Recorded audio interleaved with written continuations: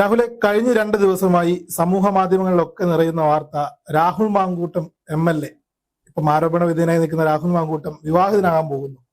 എന്തൊക്കെയോ കരാറുകളുടെ അടിസ്ഥാനത്തിൽ കേരളത്തിലെ ഒരു മുഖ്യ മാധ്യമമായ അവിടുത്തെ ഒരു വനിതാ ജേർണലിസ്റ്റിനെയാണ് വിവാഹം കഴിക്കുന്നതെന്നാണ് ഇവിടുത്തെ CPM സൈബർ പോരാളികൾ സമൂഹ മാധ്യമങ്ങളിലൂടെ പടച്ചുവിടുന്നത്.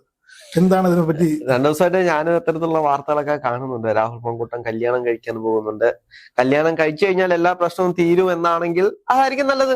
അപ്പൊ രാഹുൽ മാങ്കൂട്ടത്തിന്റെ ഇഷ്ടമല്ല അദ്ദേഹം കല്യാണം കഴിക്കണോ വേണ്ടയോ എന്ന്. അപ്പം അതേപോലെ തന്നെയാണ് അദ്ദേഹം രാഷ്ട്രീയ പ്രവർത്തനം ചെയ്യണോ വേണ്ടയോ എന്നത് അദ്ദേഹത്തിന്റെ തീരുമാനമാണ്, അല്ലെങ്കിൽ അദ്ദേഹത്തിന്റെ ഇഷ്ടമാണ്. അപ്പം ഇവിടെ ഏതെങ്കിലും ഒരു പാർട്ടിയിൽ മാത്രം നിന്നാലേ രാഷ്ട്രീയ പ്രവർത്തനം നടത്താൻ പറ്റൂ എന്നൊന്നുമില്ലല്ലോ. സ്വതന്ത്രമായിട്ട് രാഷ്ട്രീയ പ്രവർത്തനം നടത്തുന്ന എത്രയോ പേരുണ്ട്. അതായത് ഈ പാർട്ടികളിൽ നിന്നും അല്ല, അവരുടെ താല്പര്യങ്ങൾക്ക് നിൽക്കാൻ വയ്യാത്തതുകൊണ്ട് സ്വന്തമായി രാഷ്ട്രീയ പ്രവർത്തനം, സ്വന്തം ജനങ്ങൾക്ക് വേണ്ടിയിട്ട്. എപ്പോഴും രാഷ്ട്രീയ പ്രവർത്തനം എന്ന് പറയുന്നത് രാഷ്ട്രത്തിന്റെ പുനർനിർമ്മാണം ആണല്ലോ. അതേപോലെ തന്നെയാണല്ലോ നമ്മുടെ സമൂഹത്തിലെ ആളുകളെ സേവിക്കുക എന്ന് പറയുന്നത്. അപ്പം അത് സ്വന്തമായിട്ട് ചെയ്യാം അദ്ദേഹത്തിന്. ഇവിടുത്തെ ഏറ്റവും വലിയ വിഷയം എന്ന് പറയുന്നത് രാഹുൽ മാങ്കൂട്ടത്തിന്റെ ഒരു തിരിച്ചുവരവ്, അത് CPM വല്ലാതെ ഭയക്കുന്നുണ്ട്. അപ്പം ഷാഫി പറമ്പിലിനെ എങ്ങനെയാണോ CPM ഭയക്കുന്നത്, അതിനേക്കാൾ മുകളിൽ രാഹുൽ മാങ്കൂട്ടത്തിനെ CPM ഭയക്കുന്നുണ്ട്. പക്ഷെ CPM-ലേക്ക് നോക്കൂ, ഈ ആരോപണങ്ങളെല്ലാം പറയുന്ന CPM ഏതെങ്കിലും വർഷം അല്ലെങ്കിൽ CPM ഇത്തരത്തിൽ ആരോപണ വിധേയരായിട്ടുള്ള ആളുകളെ മാറ്റി നിർത്തിയിട്ടുണ്ടെങ്കിൽ നമുക്ക് പറയാം. Mukesh MLA, Hema committee report വന്നതിന് ശേഷം മുകേഷ് MLA മാറ്റി നിർത്താൻ അവർക്ക് കഴിഞ്ഞിട്ടുണ്ടോ? അദ്ദേഹത്തിന് പാർലമെന്റ് തെരഞ്ഞെടുപ്പിൽ പോലും അദ്ദേഹത്തിന് പരിഗണിച്ചു എന്നുള്ളതാണ് മറ്റൊരു കാര്യം. അതേപോലെ തന്നെ എത്ര കടകംപള്ളി മാറ്റി നിർത്തിയിട്ടുണ്ടോ? അദ്ദേഹത്തിന് വീണ്ടും സീറ്റ് കൊടുത്തിട്ടില്ലേ? പിന്നെ PK ശ്രീമതി മറ്റു കാര്യങ്ങളൊക്കെ നമുക്കറിയാം. അപ്പം കൊച്ചിന് വയറ്റില് ഗർഭം ഉണ്ടാക്കിയിട്ട് ആ ഗർഭം പാർട്ടിയുടേതല്ല എന്ന് പറഞ്ഞ അവസാനം ആ കുട്ടിയെ പോലും പാർട്ടിക്ക് പുറത്താക്കുന്ന ഒരു സാഹചര്യം നമ്മൾ കണ്ടതാണ്. തീവ്രതയെ പറ്റി പരിശോധിക്കാൻ കമ്മിറ്റിയെ നിയോഗിച്ച PP ശശിയുടെ കാര്യം നമ്മൾ പറയേണ്ട കാര്യമല്ല. ഇതെല്ലാം എല്ലാ രാഷ്ട്രീയ പാർട്ടികളും അല്ലെങ്കിൽ വാതോരാതെ ഇവരെ കളിയാക്കി പറയുന്ന കാര്യങ്ങളാണ്. എനിക്ക് തോന്നുന്നു രാഹുൽ മാങ്കൂട്ടത്തിന്റെ ഈ ഒരു വിഷയം വന്ന് രാഹുൽ മാങ്കൂട്ടത്തിന്റെ പോസ്റ്റർ ഒട്ടിച്ച സമയത്ത് എല്ലാ മുക്കിലും മൂലയിലും CPM-ന്റെ അതായത് CPM-നെതിരെ 10 പോസ്റ്റർ ഉയർന്നിട്ടുണ്ട്. ആ 10 പോസ്റ്ററിലും 10-100 പേരുടെ ഫോട്ടോകളുണ്ട്.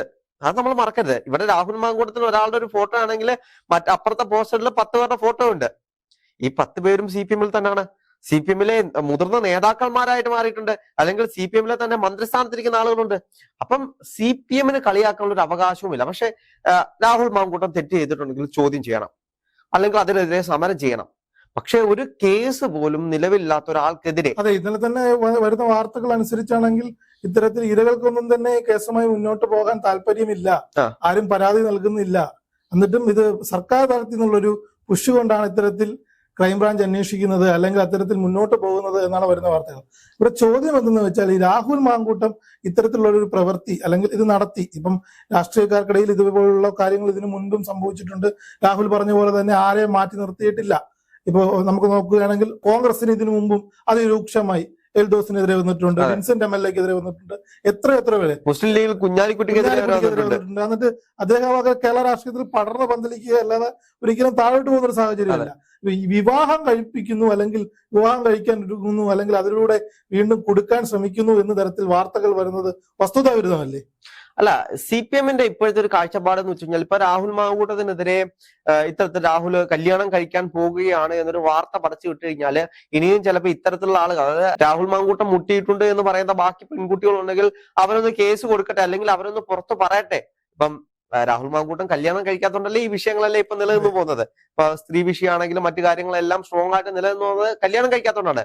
കല്യാണം കഴിച്ചു കഴിഞ്ഞാൽ പിന്നെ വിഷയമൊന്നുമില്ലല്ലോ. അതുകൊണ്ടാണെന്ന് തോന്നുന്നു CPM ഇപ്പൊ പെണ്ണന്വേഷിച്ചുകൊണ്ടിരിക്കുകയാണ് എന്നാണ് നമുക്ക് അറിയാൻ കഴിയുന്ന വാർത്ത. എന്താണെങ്കിലും CPM പെണ്ണന്വേഷിച്ച് രാഹുലിനെ കല്യാണം കഴിപ്പിച്ച് വിട്ടു കഴിഞ്ഞാല് രാഹുലിനൊരു ഭാവിയാവും. എന്തൊക്കെയോ തരത്തിലുള്ള എഗ്രിമെന്റുകളൊക്കെ വെച്ചതിന് ശേഷം, തദ്ദേശ തെരഞ്ഞെടുപ്പിന് ശേഷവും അതിനല്ലെങ്കിൽ നിയമസഭാ തെരഞ്ഞെടുപ്പിന് തൊട്ട് മുമ്പ് തന്നെ അവരുമായി ജീവിത പങ്കാളിയാക്കാനുള്ള കരാറിൽ ഏർപ്പെട്ടിരിക്കുന്നു എന്നാണ് സമൂഹ മാധ്യമങ്ങളിലൊക്കെ ഉയരുന്ന വാർത്തകൾ. നല്ല കാര്യമല്ലേ? രാഹുലിന് കല്യാണം കഴിക്കണമെങ്കിൽ കല്യാണം കഴിക്കട്ടെ. കല്യാണ പ്രായമൊക്കെ ആയിട്ടുണ്ട്. 21 വയസ്സ് കഴിഞ്ഞാല് ഇന്ത്യയിൽ എവിടെ വേണമെങ്കിലും കല്യാണം കഴിക്കാം. അപ്പം കല്യാണ പ്രായമായി നിൽക്കുകയാണ് രാഹുൽ മാങ്കൂട്ടത്തിന്. എനിക്കൊന്ന് രാഹുൽ മാങ്കൂട്ടോ ഇതിനു മുമ്പിട്ട്, അതായത് ആരോപണ വിധേയനാകുന്നതിന് മുമ്പിട്ട് തന്നെ ഒരുപാട് ഇന്റർവ്യൂവിൽ എല്ലാവരും ചോദിക്കുന്ന ചോദ്യമാണ്, രാഹുൽ എന്തുകൊണ്ടാണ് കല്യാണം കഴിക്കാത്തത്, കല്യാണമൊക്കെ വേണ്ടതെന്ന്. എന്തായാലും ഇത്രയും വിഷയങ്ങളൊക്കെ ആയി നിൽക്കുമല്ലേ? CPM പെണ്ണാൻ ആലോചിച്ചുകൊണ്ടിരിക്കുകയാണ്. നല്ലൊരു പെൺകുട്ടിയെ കണ്ടെത്തി CPM കല്യാണം കഴിച്ചു കൊടുക്കരുത്. നിലവിൽ അതായത് കോൺഗ്രസിൽ നിന്ന് സസ്പെൻഡ് ചെയ്ത് മാറ്റി നിർത്തിയിരിക്കുകയാണ് രാഹുൽ മാങ്കൂട്ടത്തിനെ. ഇപ്പോൾ വരാൻ പോകുന്ന തെരഞ്ഞെടുപ്പാണ്. നമ്മൾ കഴിഞ്ഞ നിയമസഭയിലൊക്കെ കണ്ടതാണ്. പ്രതിപക്ഷ നിരയിൽ നിന്നും ഒരു കോർ ശക്തി, അതായത് ഷാഫി പറമ്പിലും അതേപോലെ തന്നെ രാഹുൽ മാങ്കൂട്ടവും ഒക്കെ നിയമസഭയ്ക്കകത്ത് മുഖ്യമന്ത്രിക്ക് നേരെ ചോദ്യം ഉയർത്തുമ്പോൾ പ്രതിപക്ഷത്തിന്റെ ഒരു യുവനിരയുടെ ശക്തി അവിടെ കാണാൻ കഴിയുമായിരുന്നു. ഇപ്പോൾ സസ്പെൻഷനിലായി മാറ്റി നിർത്തിയെങ്കിലും വരാൻ പോകുന്ന തെരഞ്ഞെടുപ്പിൽ രാഹുൽ മാങ്കൂട്ടം തിരിച്ച് വരുമെന്നൊരു പ്രതീക്ഷയുണ്ടോ? തിരിച്ചു വരും. അതായത് ഇപ്പൊ അടുത്ത തെരഞ്ഞെടുപ്പിൽ ചിലപ്പോൾ കോൺഗ്രസ് സീറ്റ് കൊടുത്തില്ല എന്നിരിക്കും. ചിലപ്പോ അത് കഴിഞ്ഞിട്ട് ഇനിയും ഭാവിയുണ്ട്. രാഹുലിന് അത്രത്തോളം വയസ്സൊന്നും ആയിട്ടില്ല. ചെറിയ പ്രായത്തിൽ തന്നെയാണ് MLA ആയിട്ടുള്ളത്. ബാക്കിയുള്ള ആളുകളെ അപേക്ഷിച്ച് നോക്കിക്കഴിഞ്ഞാല് അവരെക്കാളും സീനിയറായിട്ട് എത്രയോ പേരുണ്ട്. അപ്പം രാഹുലിന്റെ കഴിവുകൾ കാണിക്കാനുള്ള സമയം ഇനിയും വന്നുകൊണ്ടിരിക്കുകയാണ്. ഇപ്പൊ അദ്ദേഹം പാലക്കാട് സജീവമായിട്ട് നിൽക്കുന്നുണ്ട്. അദ്ദേഹം ഇട്ടിട്ട് പോയിട്ടൊന്നുമില്ലല്ലോ, അല്ലെങ്കിൽ ആരോപണം വന്നു മാനസികമായിട്ട് ഇട്ടിട്ട് പോയിട്ടൊന്നുമില്ലല്ലോ. അദ്ദേഹം സധൈര്യം അവിടേക്ക് വന്നു. അന്ന് തന്നെ പാലക്കാട് ആ റോഡ് ഉദ്ഘാടനം ചെയ്യാൻ വേണ്ടിയിട്ട് മുസ്ലിം ലീഗ് ഒരു പരിപാടി സംഘടിപ്പിച്ചിരുന്നു. അപ്പൊ മുസ്ലിം ലീഗ് സംഘടിപ്പിച്ച പരിപാടിയിൽ രാഹുൽ മാങ്കൂട്ടം വന്നിറങ്ങിയപ്പോൾ തന്നെ ഡിവൈഎഫ്ഐക്കാരൊക്കെ സമരവുമായിട്ട് വന്ന് കാറെല്ലാം തടയുന്ന ദൃശ്യങ്ങൾ നമ്മൾ കണ്ടതാണ്. പിന്നീട് എന്താണ് സംഭവിച്ചത്? രാഹുൽ മാങ്കൂട്ടം കൃത്യമായിട്ട് അവിടെ നിന്ന് ഇറങ്ങി വന്ന് മുസ്ലിം ലീഗും കോൺഗ്രസ്സുകാരെ എല്ലാം സപ്പോർട്ട് ചെയ്ത് കൊടുത്ത് അദ്ദേഹത്തിനെ തോളിലേറ്റി കൊണ്ടുവന്നിട്ടാണ് അവിടെ നാട് മുറിപ്പിച്ചത്. ആ വാർത്ത നമ്മൾ കണ്ടതാണ്. അപ്പം രാഹുൽ മാങ്കൂട്ടത്തിനെ സ്നേഹിക്കുന്ന ഒരുപാട് പേരുണ്ട്. അവിടെ വന്നിട്ടുള്ള ആളുകളെ നോക്കി കഴിഞ്ഞാൽ സാധാരണപ്പെട്ട ഒരുപാട് മനുഷ്യരുണ്ട്. രാഹുൽ മാങ്കൂട്ട MLA അവിടെ വരുന്നുണ്ട്, അല്ലെങ്കിൽ അദ്ദേഹത്തിന് സപ്പോർട്ട് പറയുന്ന ഒരുപാട് ആളുകളുണ്ട്. കാരണം ആരോപണങ്ങൾക്കും കേസുകൾക്കും ഇപ്പോൾ നിലവിൽ മെറിറ്റ് ഇല്ല എന്നാണ് രാഹുലിനെ സ്നേഹിക്കുന്നവർ പറയുന്നത്. മെറിറ്റ് ഇല്ലാത്തതിന്റെ പ്രധാനപ്പെട്ട കാരണം എന്ന് വെച്ച് കഴിഞ്ഞാൽ കുറെ കാലങ്ങളായിട്ട് നമ്മൾ കേരള രാഷ്ട്രീയത്തിൽ നോക്കിക്കഴിഞ്ഞാല് സ്ത്രീ വിഷയം, സ്ത്രീകളെ ബോംബായിട്ട് കാണുന്ന ആളുകളാണ് ഇപ്പോൾ ഉള്ളത്. ഒരു ബോംബ് പൊട്ടിച്ചു കഴിഞ്ഞാൽ തീരാവുന്നതേയുള്ള ഒരു രാഷ്ട്രീയക്കാരന്റെ ഭാവി എന്നാണ് പലരുടെയും ചിന്താശേഷി. അപ്പം പുതിയ കാലത്തെ ആളുകളാണെങ്കിൽ പോലും അതിനെ തിരുത്തിക്കൊണ്ടാണ്. അതുകൊണ്ടാണ് CPM-ലെ പല MLA-മാരും ഇപ്പോഴും അവിടെ നിയമസഭയിൽ ഇരിക്കുന്നത്. അത് ജനങ്ങൾ വോട്ട് ചെയ്തുകൊണ്ടാണല്ലോ. അപ്പൊ അവർക്കെതിരെ എന്തെല്ലാം ആരോപണങ്ങളുള്ളത്. ഇതിലും രാഹുലിനേക്കാൾ കൂടുതൽ ആരോപണം നേരിടുന്ന ഒരുപാട് പേര്, അല്ലെങ്കിൽ കേസ് നടന്നുകൊണ്ടിരിക്കുന്ന ഒരുപാട് പേര് ഇപ്പോഴും അവിടെയുണ്ട്. ഇപ്പൊ മുകേഷിനെയൊക്കെ സംബന്ധിച്ച് നോക്കിക്കഴിഞ്ഞാൽ ഹേമ കമ്മിറ്റി റിപ്പോർട്ടിൽ ഒരുപാട് ആരോപണങ്ങൾ മുകേഷിനെതിരെ ഉണ്ട്. മിനു മുനീർ ഉൾപ്പെടെയുള്ളവർ നടത്തിയ വെളിപ്പെടുത്തലുകൾ, അതേപോലെ തന്നെ അന്നത്തെ ഇവരുടെ കാസ്റ്റിംഗ് കോർഡിനേറ്റർ ആയുള്ള പല പെൺകുട്ടികൾ മീറ്റു ഉൾപ്പെടെ ഫേസ്ബുക്കിൽ എഴുതിയ ആരോപണങ്ങളെല്ലാം തന്നെ കേട്ടാൽ അറയ്ക്കുന്നതും നമുക്കൊരു മുഖ്യധാര മാധ്യമത്തിന് മുമ്പിലിരുന്ന് അത്തരം വാർത്തകൾ വീട്ടുകാരെ മുതിർന്ന് കാണാൻ കഴിയാത്ത സ്ഥിതിയിലുള്ള ചെയ്തികളാണ് മുകേഷ് ഉൾപ്പെടെയുള്ളവർ ചെയ്തത്. അത്തരക്കാരാണ് ഇത്തരത്തിലൊരു വാർത്തകൾ പടച്ചു വിടുന്നത്. ആ കേന്ദ്രങ്ങളിൽ നിന്നാണല്ലോ ഇതെല്ലാം വരുന്നത്. അപ്പം അവർക്ക് ആക്ഷേപിക്കാൻ ഇപ്പുറത്തെ വശത്തൊന്നും ഒരാളെ കിട്ടി. പക്ഷെ കോൺഗ്രസ് അത്രത്തോളം കടന്നു ഇവരെയൊന്നും ആക്രമിക്കാറില്ല. നമ്മൾ നോക്കിക്കഴിഞ്ഞാല് CPM-ലാണ് ഏറ്റവും കൂടുതൽ നേതാക്കന്മാര് സ്ത്രീ വിഷയത്തിൽ ആരോപണ വിധേയരായിട്ടുള്ളത്.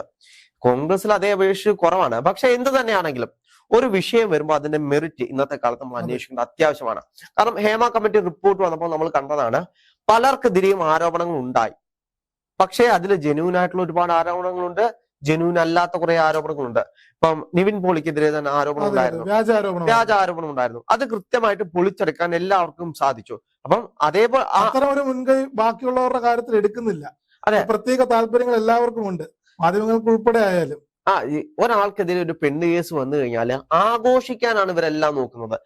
പ്രമുഖ മാധ്യമ ചാനലുകളാണെങ്കിലും ഓൺലൈൻ ചാനലുകളാണെങ്കിലും എല്ലാവരും, സാധാരണപ്പെട്ട ജനങ്ങൾ വരെ എന്തുകൊണ്ടാണ് ഇവനെതിരെ ഒരു പെണ്ണ് കേസുണ്ട്, എന്തായിരിക്കും ആ പെണ്ണ് കേസിൽ ഉള്ളത് എന്നറിയാൻ വേണ്ടിയിട്ടാണ് ഇവരെല്ലാം പോകുന്നത്. അപ്പൊ മലയാളികളെ സംബന്ധിച്ച് അത്തരത്തിലുള്ള വിഷയങ്ങളിൽ കുറച്ചുകൂടെ താല്പര്യം കൂടിയ ആളുകളാണ്. അപ്പൊ അതുകൊണ്ടാണ് അത്തരത്തിലുള്ള വിഷയങ്ങൾ കൂടുതൽ ആളുകൾ ചർച്ച ചെയ്യുന്നതും അത് ഏറ്റെടുക്കുന്നതും. അത് കാണാൻ ആളുകളുണ്ട്.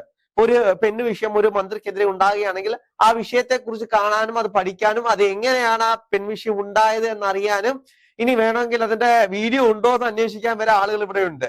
അപ്പം അത്തരത്തിലുള്ള ആളുകളുള്ള നാടാണ് നമ്മുടെ നാട്. അപ്പം ഇനിയും ഇത്തരത്തിലുള്ള വിഷയങ്ങൾ വരും, ആളുകൾ അന്വേഷിച്ച് പോകും, ചിലപ്പോൾ വീഡിയോ തെരഞ്ഞു പോകും. എന്ത് തന്നെയാണെങ്കിലും ആരോപണം ഉണ്ടെങ്കിൽ അത് സത്യസന്ധമായിട്ടുള്ള ആരോപണമാണെങ്കിൽ അതിനെതിരെ കൃത്യമായിട്ടുള്ള നടപടികൾ എടുക്കണം. ഒരുപാട് കള്ളനാണയങ്ങൾ ഇതിന്റെ ഇടയിലുണ്ട്, അവരെ എല്ലാം തിരിച്ചറിയാൻ നമുക്ക് കഴിയണം.